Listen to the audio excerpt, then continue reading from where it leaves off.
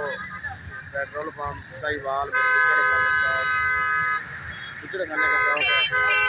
ये देखो petrol pump 210 रुपये पेट्रोल की कीमत है। अभी 30 रुपये ज़्यादा करने लगे हैं। 240 रुपये 8 बजे हो जाना।